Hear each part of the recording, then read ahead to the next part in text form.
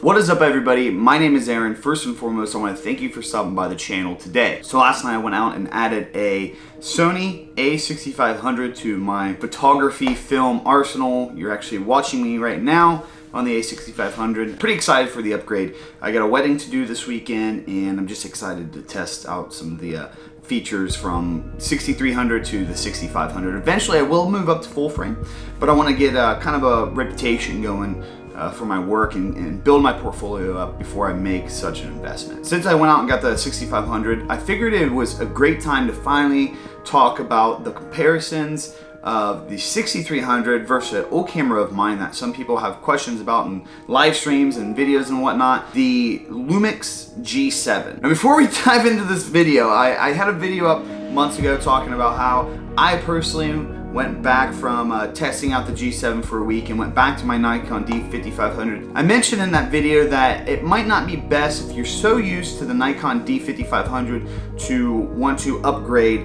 unless you want to upgrade for only video. I just mentioned in the video, once I got comfortable with the sensor size and the D5500 and the photos and everything, just the process of taking them and whatnot, especially using the bulb feature, I was so comfortable with that the Lumix G7 just all around as a camera was not for me. It was not the camera that I wanted to move up to. And that's when I found this guy right here, the a6300. I've been shooting on this camera for about 3 months now, I want to say. This is a phenomenal camera. Hands down, if you had the budget, a a6300 over a G7 every day. And I know the vlogging people out there, the vloggers are gonna really be hateful on that because you don't get the flip out screen. And really, in my opinion, that's about the only benefit that you receive. Now, a lot of people are gonna say, yeah, but it overheats, the a6300 overheats. I have had this again for 4 months. I've vlogged with this camera, so you know, that's why I made the comment about vlogging. I did vlog with this camera daily for a while. I've never had an issue with overheating. I have never had an issue with this overheating in 4K. I recorded a full wedding by myself with this. Did not have an issue with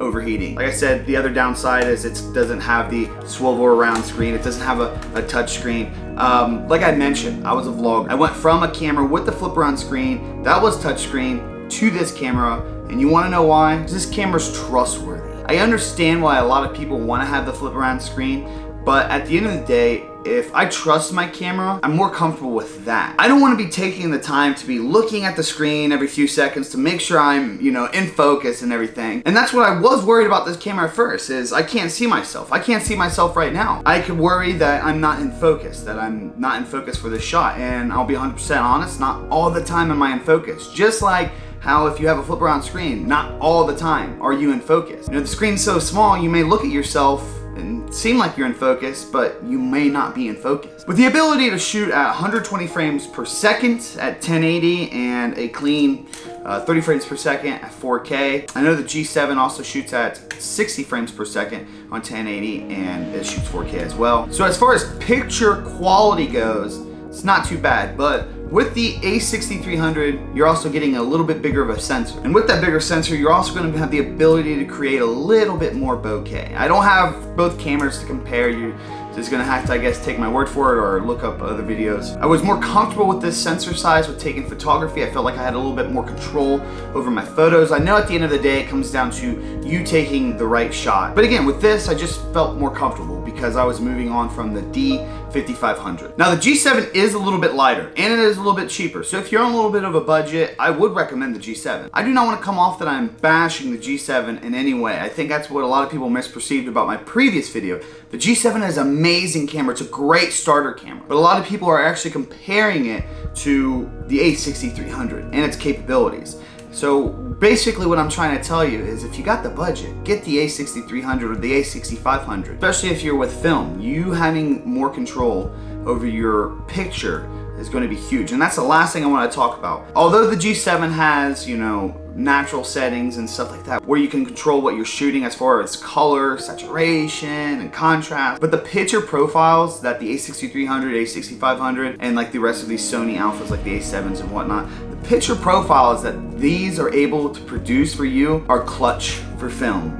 What you are able to record with on a picture profile and edit and post is amazing. You have so much more control over what you captured. So all in all, if you're in around the $500 budget range, snag that G7. If you would like to get that camera, snag it. But if you get a little bit more of a budget, around $1,000 or something, and you want to start taking your film, I guess, a little bit more serious and start getting a little more custom with it, a6300 hands down. But again, this is just my opinion. This is just my experience. This is how I've gone through cameras. Let me know what you guys think down below. Let me know if you guys think G7 over a6300, and let me know actual structural opinions on that behalf. Don't just tell me that you have the G7, so you're happy with it. Let me know why it's a better camera, besides the flip out screen. That's all I got for you guys today. This was another video made by Aaron. I'm out. Peace.